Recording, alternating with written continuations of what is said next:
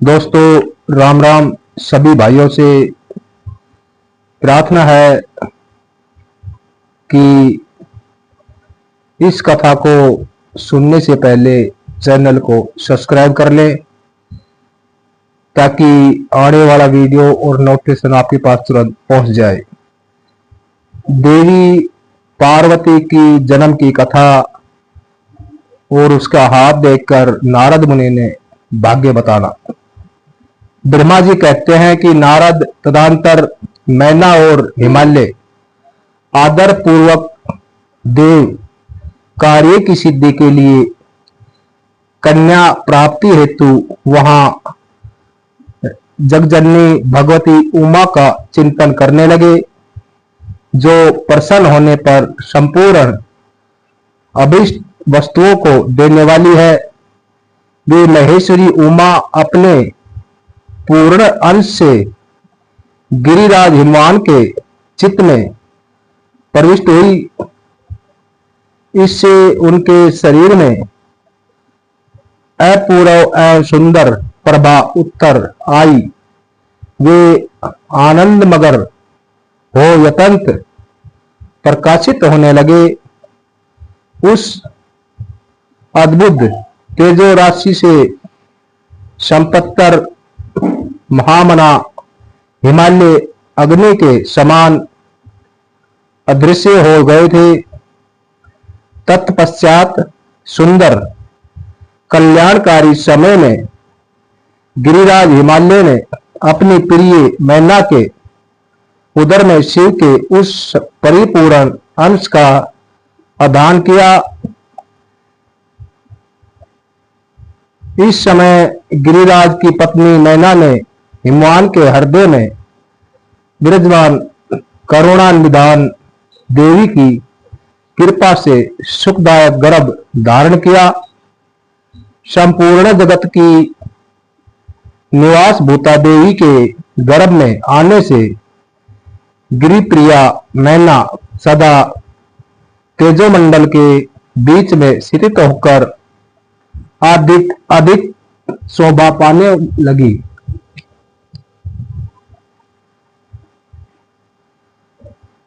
अपनी प्रिय सुबगड़ी मैना को देखकर गिरिराज हिमवान बड़ी प्रसन्नता का अनुभव करने लगे।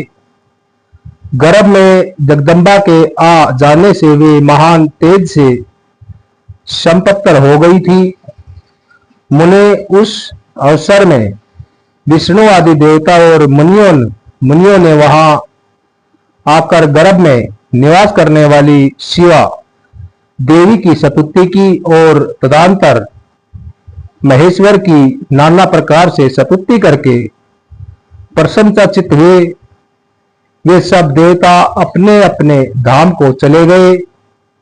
जब 9वां महीना बीत गया और 10वां भी पूरा हो चला, तब जगदम्बा काली ने समय पूर्ण होने पर गर्भस्थ शिशु की जो गति होती है उसी को धारण किया, अर्थात जन्म ले लिया।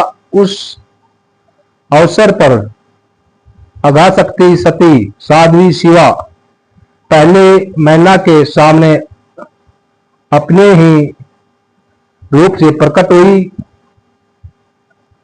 वसंत ऋतु में चैत्र मास की 9वीं तिथि में मृग शिरा नक्षत्र में आधी रात के समय चंद्रमंडल से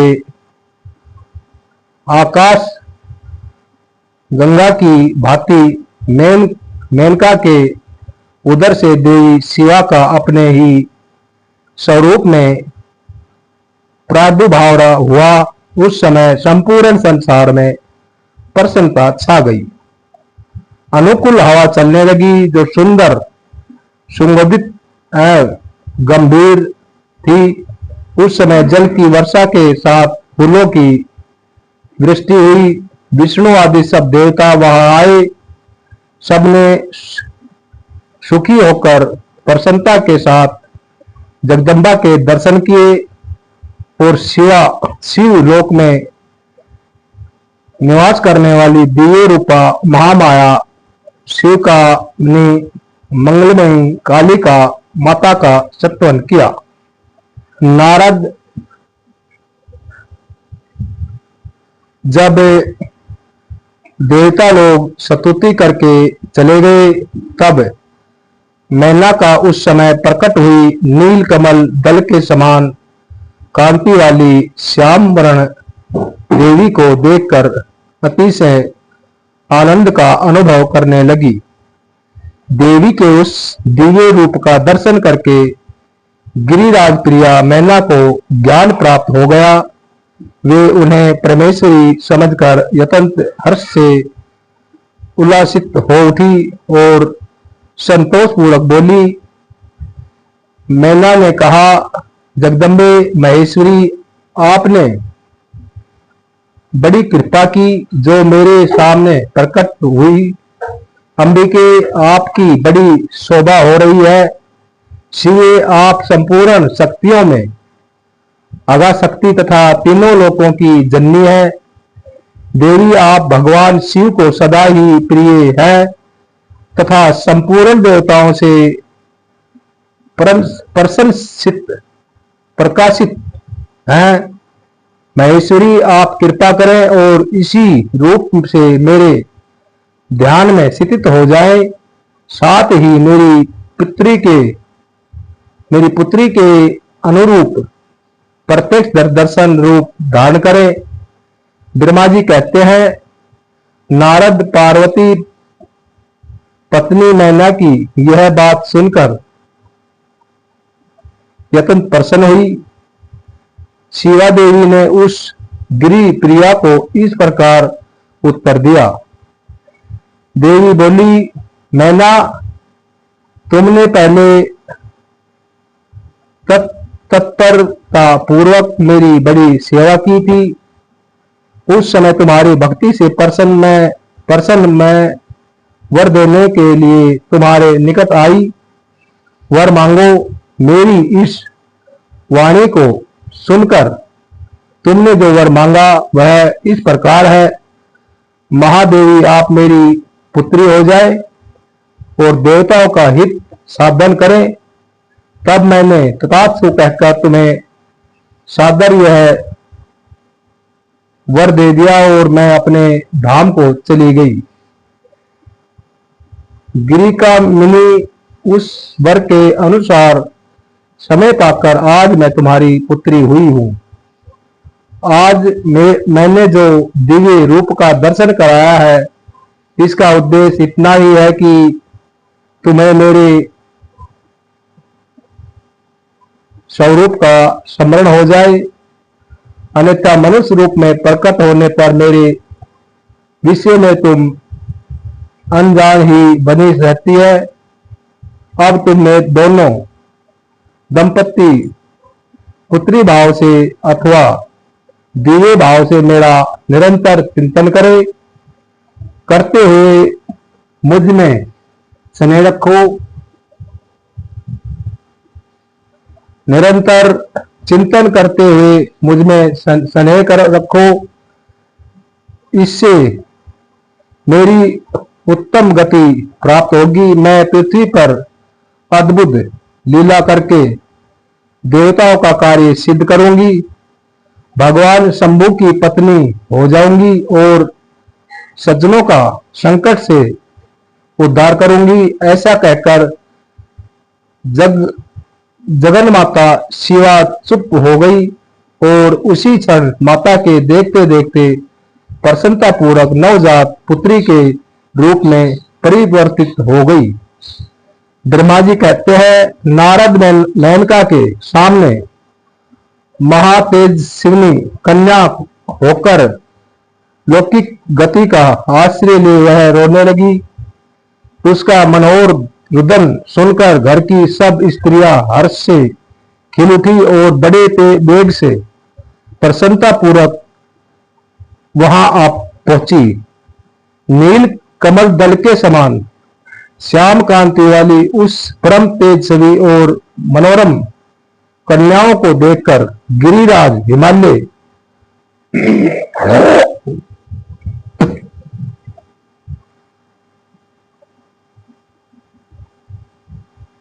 अतिशय आनंद में निमग्न हो गए।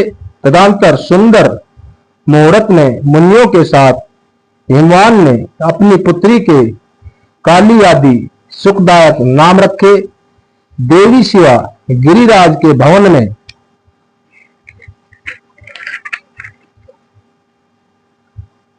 दिनों दिन बढ़ने लगी, ठीक उसी तरह जैसे वर्षा के समय में गंगा जी की जल राशि और शरद ऋतु के शुक्ल पक्ष में चांदनी बढ़ती है। सुशीलता आदि गुणों से संयुक्त तथा बंधुजनों की प्यारी उस कन्या को कुटुंब के लोग अपने कुल के अनुरूप पार्वती नाम से पुकारने लगे। माता ने कालिका को उमा अरि तपस्या मत कर कहकर तप करने से रोका था। मुने इसलिए वह सुंदर मुख वाली गिरिराजन नंदिनी आगे चलकर लोक में उमा के नाम से विख्यात हो गई। नारद तदंतर जब विद्या के उपदेश का समय आया, तब शिवा देवी अपने चित्त को एग्रा करके बड़ी प्रसन्नता के साथ श्रेष्ठ गुरु से विद्या पढ़ने लगी। पूर्व जन्म की सारी विद्याएं उन्हें उसी तरह प्राप्त हो गई थी जैसे शरतकाल में हंसों की पात अपने आप सौरभ गंगा के तट पर पहुंच जाती है और रात्रि में अपना प्रकाश महोषधियों को प्राप्त हो जाता है। मुने, इस प्रकार मैंने शिवा की किसी एक लीला ही वर्णन किया है। अब अन्य लीला का वर्णन सुनो।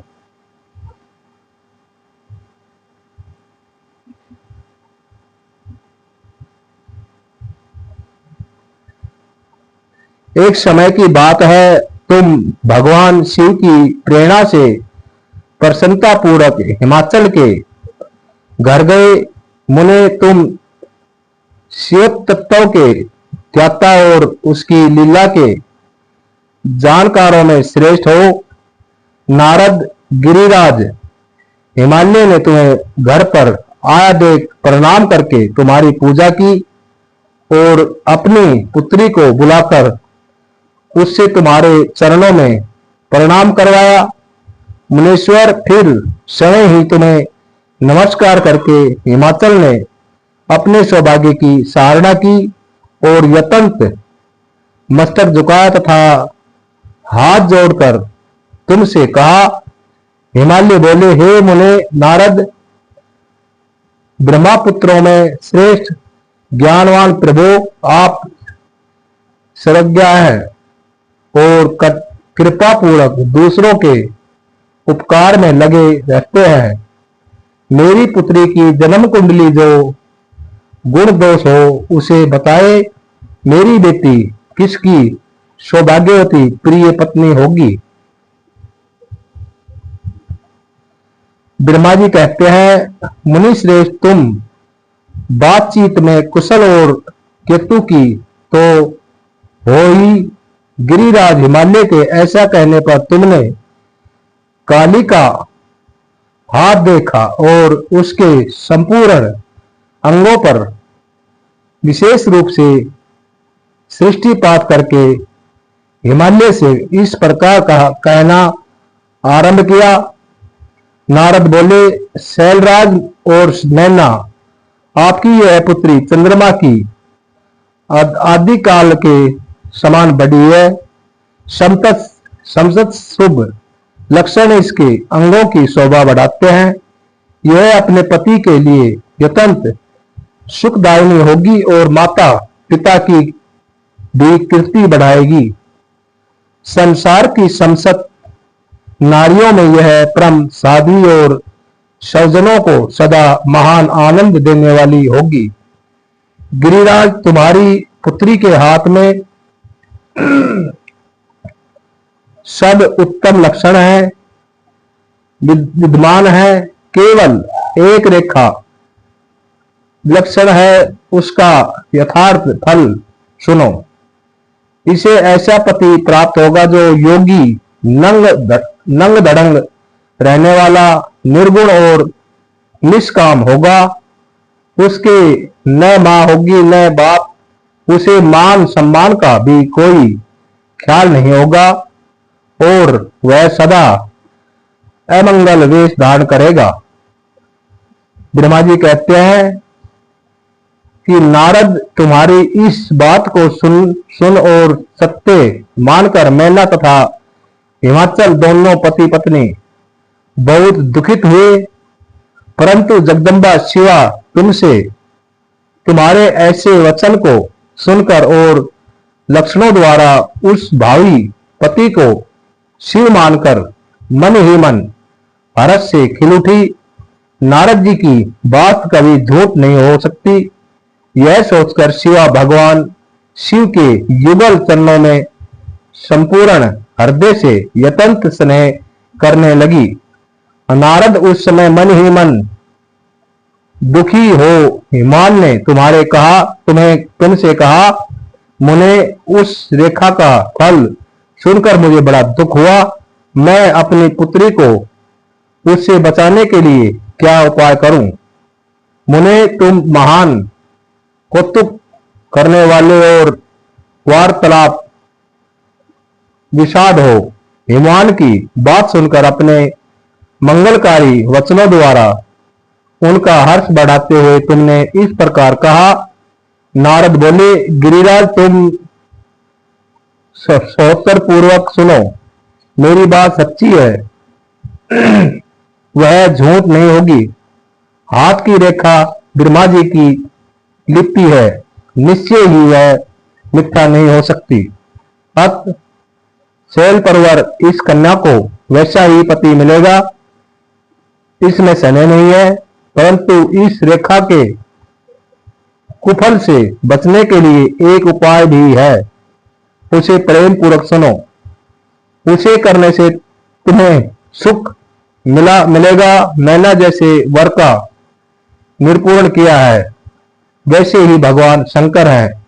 वे शौर्य समर्थ हैं और लीला के लिए अनेक रूप धारण रहते हैं। उनमें समसत कुलक्षण सद्गुणों के समान हो जाएंगे।